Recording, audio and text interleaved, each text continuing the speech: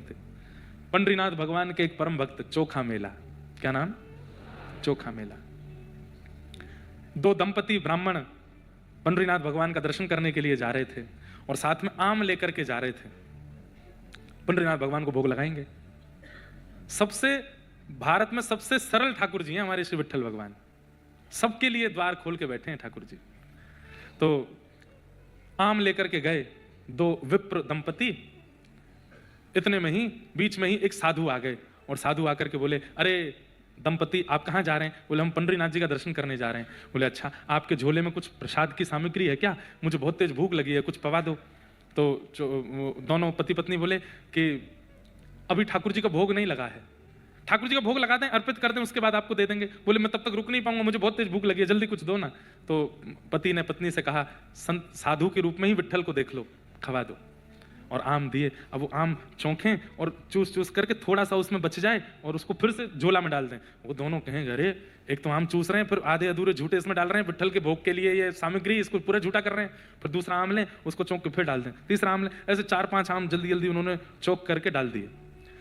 पति ने कहा कोई बात नहीं, साधु हैं, पता नहीं किस भाव में होंगे, 2-3 आम अभी साबुत बचे, इनको धो के हम विट्ठल को चढ़ा देंगे, चलो।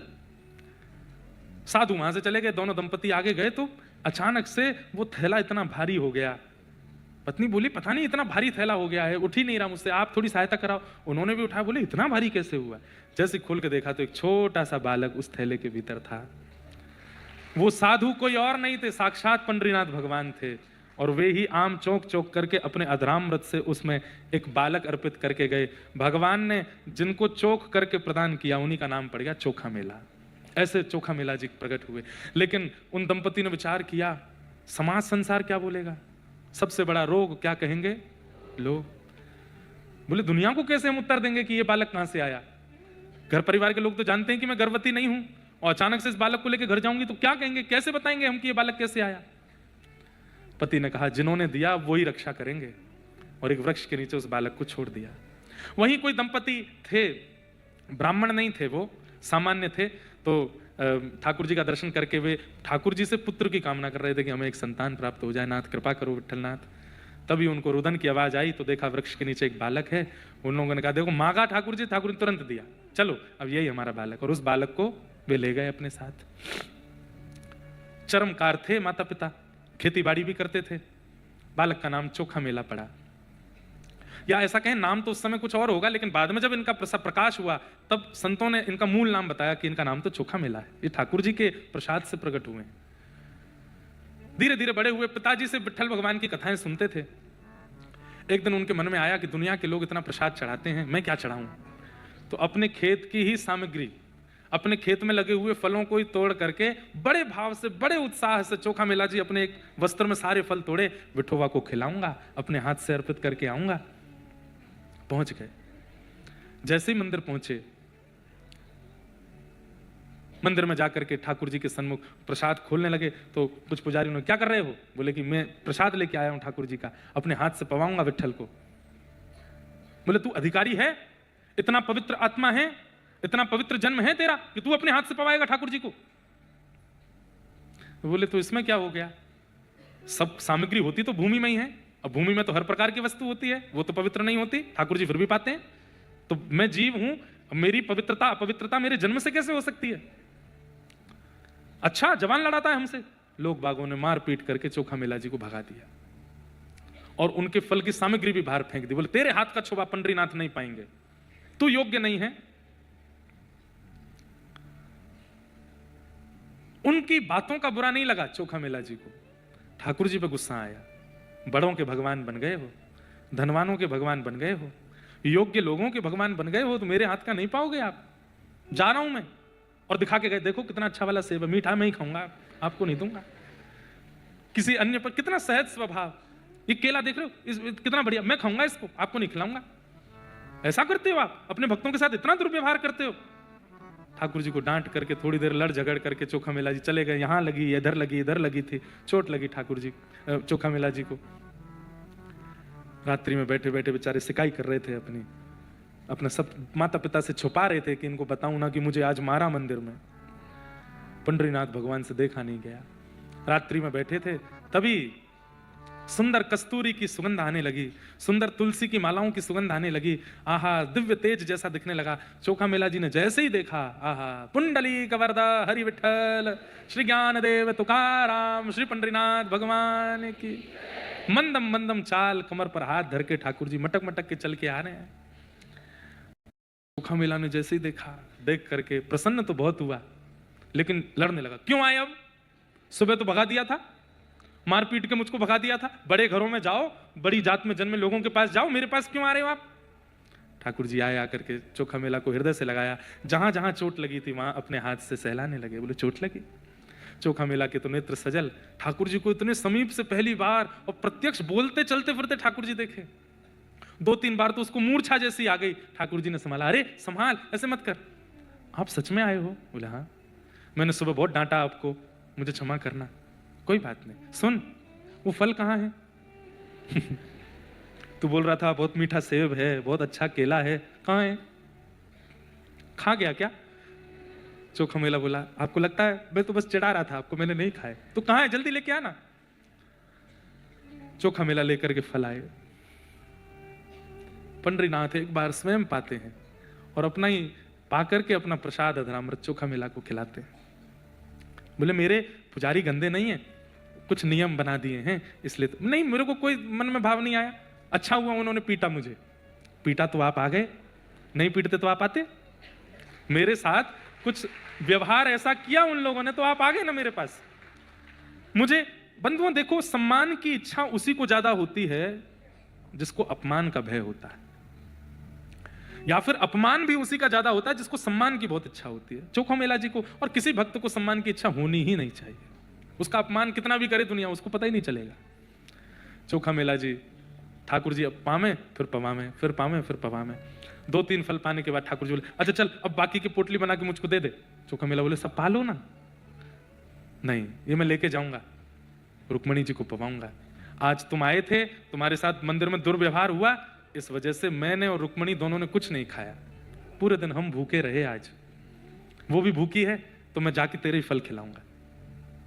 चोखा मेला जी तो बोले, मुझे सर्वस्व मिल गया नाथ, मुझे सब कुछ प्राप्त हो गया, मैं आ सकता हूं आपके पास? हाँ तू आना ना, मैं करवा दूंगा व्यवस्था, मैं पुजारियों को स्वप्न आदि देके तेरी व्यवस्था कर दूंगा, तू आ जाना। ठीक है मैं आऊंगा, आप जाओ। ठाकुर जी पोटली लेकर के कमर पर टांग के पहुंचे। जाकर के रुक्मणी जी को गर्भगृह में बुला, आओ बैठो, पाओ। दुनिया के 56 भोगों में वो सुख स्वाद नहीं होगा, चोखा मेला के फल पाओ। और पवाने लगे रुक्मणी जी को। प्रेम से रुक्मणी जी पा रही हैं, विठोबा पा रहे हैं। प्रातः काल का समय, काकड़ा आरती होनी थी। जैसे ही द्वार खुले, पंडरीनाथ भगवान के चारों तरफ छिलके पड़े हैं, बीज पड़े हैं।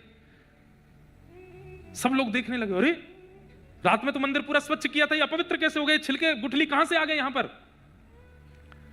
लोगों का काम है अधूरी चीजों पर अपनी कहानी बनाना। एक बोला, मैं बताऊं? बोला हाँ, वो चोखा मेला आया था कल, उसको हमने मार पीट के भगा दिया, तो कहीं से चोरी चुपके, अब उसके ईमान पे बात आ गई ना, उसको हमने मारा पीटा, तो चोरी चुपके कहीं से घुस करके पूरे मंदिर में झूठा प्रसाद खा करके छिलके फेंक के चला गया है। एक बार भी ये मन में नहीं आया कि विट्ठल नहीं खा सकते? कितना अविश्वास! मतलब चोखा मेला भीतर घुस गया होगा और खा करके छिलके फेंक करके गया होगा अपवित्र करने के लिए, ये कहानी बनाती। और काकड़ा आरती तो हुई नहीं, सब पुजारी पंडाओं ने डंडा उठाए और लेकर के पहुंच गए चोखा मेला के पास। सो रहे थे चोखा मेला जी, रात्रि के 3-4 बजे। खटिया से उठाया, उठा करके पानी वाने डाला। तेरी इतनी हिम्मत, तू मंदिर में जाके झूठा! फिर से डंडे आदि मारे उनको। विठोबा तो कहे थे व्यवस्था कराएंगे मेरी, इतना पिटवा रहे हैं। रोने लगे चोखा मेला। वहीं से बोले, नहीं आऊंगा विठोबा, मैं नहीं आऊंगा आपके पास। ये कैसा करते हैं आपके सब लोग व्यवहार? आप हंस रहे हो पर चोखा मेला की वेदना देखो। बंधुओं, एक व्यक्ति हमसे अगर हमने जो नहीं किया वह बोल देता है ना, तो कितनी पीड़ा होती है। और यहां सब लोग अगर पीछे पड़ जाएं तो चोखा मेला जी का स्थिति भाव देखो। इतना मारा कि जो रात के घाव थे वो तो खुल ही गए और नए घाव आ गए। बिल्कुल शिथिल अवस्था में चोखा मेला जी रोने लगे। कैसे बताऊं इन सबको कि मैंने नहीं किया? पुजारी बोले, अब ये सबक सीख गया, अब नहीं आएगा कभी। लौट करके जैसे ही पंडरीनाथ के मंदिर में पहुंचे, भीतर से द्वार बंद कर दिया ठाकुर जी ने और ताला लगा दिया अंदर से। और भीतर से सिसकियों की आवाज आ रही है, ठाकुर जी रो रहे हैं। पुजारियों ने जाकर के खूब द्वार खोला, लेकिन नहीं खुला। ज्यादा हट करने लगे तो भीतर से रोष में और जैसे कोई रोते हुए स्वर में बोलता है, गुस्से में, ऐसे ठाकुर जी बोले, निकल जाओ यहां से, नहीं मिलना मुझे तुम लोगों से। किस बात का अभिमान लेकर के बैठे हो? तुम बहुत ज्ञानी हो, बहुत पढ़े लिखे हो, बहुत ऊंचे कुल खानदान में जन्मे हो, तो तुमको अधिकार है मेरी सेवा का। मैं आज प्रतिज्ञा लेता हूं, प्रलय कालीन समय तक विट्ठल रुक्मणी का मंदिर अब नहीं खुलेगा लोगों के दर्शन के लिए, सदा के लिए बंद रहेगा। जब जब चोखा मेला आएगा, जब जब तुकाराम आएंगे, जब जब ज्ञानदेव आएंगे, जब जब जनाबाई आएगी, केवल तभी खुलेगा, और किसी को दर्शन नहीं दूंगा मैं। नहीं देखना मुझे किसी को, नहीं मिलना मुझे किसी से। मेरे भक्तों का अपमान करते हो, उनको मारते हो। सारा पंढरपुर घुटने पर बैठ गया, नाथ हमें क्षमा कर दो, हमसे गलती हो गई। हमें आप जो प्रायश्चित कहेंगे, आप कहेंगे चंद्रभागा में डूब के प्राण त्यागो, हम मर जाएंगे, आप जो कहेंगे हम करने को तैयार है। नाथ ऐसे रूठ करके मत बैठो। 3 दिन तक ठाकुर जी ने द्वार नहीं खोले अपने। जब बहुत रोने लगे, तब कई भक्तों ने आकर के भी ठाकुर जी के बाहर से प्रार्थना की। तब ठाकुर जी ने आज्ञा की, इसका प्रायश्चित केवल एक है। क्या? स्वर्ण की पालकी लेकर के जाओ और जाकर के चोखो मेला को बैठा करके उत्सव नृत्य कीर्तन करते हुए मेरे मंदिर में लाओ, तब द्वार खुलेगा। बंधुओं, आज भी उसी परंपरा के अनुसार, तब तो चोखा मेला जी आए, पर ठाकुर जी ने जब चोखा मेला आ गए तो द्वार खुल गए। ठाकुर जी ने हृदय से लगाया, और उस दिन से ठाकुर जी ने नियम बना लिया, साल में वो एक तिथि आती है, पंडरीनाथ भगवान पालकी में बैठकर के चोखा मेला के गांव जाते हैं आज भी, और वहां जाकर के फल पा करके आते हैं, उनके गांव का फल लेकर के आते हैं। तो भैया कभी कुछ ऐसा मत करना जिससे ये रूठे, कुछ भी ऐसा मत करना जिससे ये, और इसमें सबसे बड़ी बात है वैष्णव अपराध। ठाकुर जी रूठ गए हैं, इसका प्रमाण क्या है? ठाकुर जी रूठ गए हैं, इसका प्रमाण क्या है? कथा में अरुचि, कथा चल रही है और आपका मन नहीं लग रहा, आपको अरुचि हो रही है, उबासी आ रही है, मन कब वो पूरी जाए हम यहां से, मन नहीं लग रहा है। ये कथा के प्रति अरुचि, धाम के प्रति अरुचि, नाम के प्रति अरुचि, ये सब, और प्रसाद के प्रति अरुचि। आपके सामने प्रसाद रख दिया ठाकुर जी का, श्रीनाथ जी का प्रसाद, द्वारिकाधीश का प्रसाद, और आप पाते पाते इसमें तो नमक नहीं है, इसमें नींबू नहीं है, इसमें ये नहीं है। प्रसाद के प्रति अरुचि, कथा के प्रति अरुचि, ये सारी भगवत संबंधी वस्तुओं के प्रति जो आपकी अरुचि बनती है, इस बात का प्रमाण है कि ठाकुर जी आपसे नाराज है, ठाकुर जी आपसे प्रसन्न नहीं है, आपकी जीव नहीं कर रही है वो। अरे भैया, प्रसाद पाने वाले कैसे होते हैं पता है? पुजारी जी ने प्रसाद दिया, अगर गिर गया नीचे जमीन पर तो उठा के पा लेते हैं, उसमें भी उनको रुचि नहीं होती। ऐसे होते हैं प्रसाद पाने वाले। कथा सुनने वाले आप लोगों का ही प्रमाण है, 4 बजे से लाइन लगा के बैठे हो, 3 बजे से लाइन लगा के बैठे हो, ये रुचि बता रही है कि ठाकुर जी आपसे नाराज नहीं है, प्रसन्न है।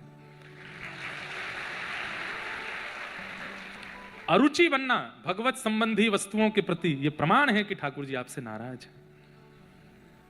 कभी आप ठाकुर जी का प्रसाद पाओ और अचानक से लगे, ओहो इसमें तो स्वाद नहीं आ रहा, वो वाली सब्जी दे दो हमको, तो ये मत सोचना स्वाद नहीं आया, ये सोचना ठाकुर जी नाराज है, कोई अपराध हमसे बना है। कथा में बैठे बैठे ये लगने लगे, ये व्यास जी कुछ नहीं जानते, वो व्यास जी बढ़िया हैं, ये व्यास जी तो ऐसे हैं, वो व्यास जी बढ़िया हैं। किसी की भी कथा में अरुचि होने लग जाए, समझो ठाकुर जी नाराज हैं आपसे। वो बात अलग है, कोई व्यासपीठ से कुछ भी बोले तो अलग बात है, पर सैद्धांतिक ठाकुर जी की लीला कथा सुनावे, उसके प्रति भी अरुचि बन जावे, तो समझो ठाकुर जी नाराज है। और ठाकुर जी नाराज होकर के एक ही विधान करते हैं, क्या खूब धनवान बना देंगे आपको, ले क्यों मेरे से प्रार्थना मत करियो, मुझे सुनना ही नहीं तुझसे, खूब धनवान बन जा, खूब ये बन, ये संपत्ति ले, सब कुछ ले, जो चाहिए सब तेरे पास, मेरे पास आने की जब जब योजना बनेगी मैं काट दूंगा। यही ठाकुर जी की नाराजगी है। इसलिए भैया कभी वो मत करो कि ठाकुर जी से मिलने ठाकुर जी आपसे नाराज हो।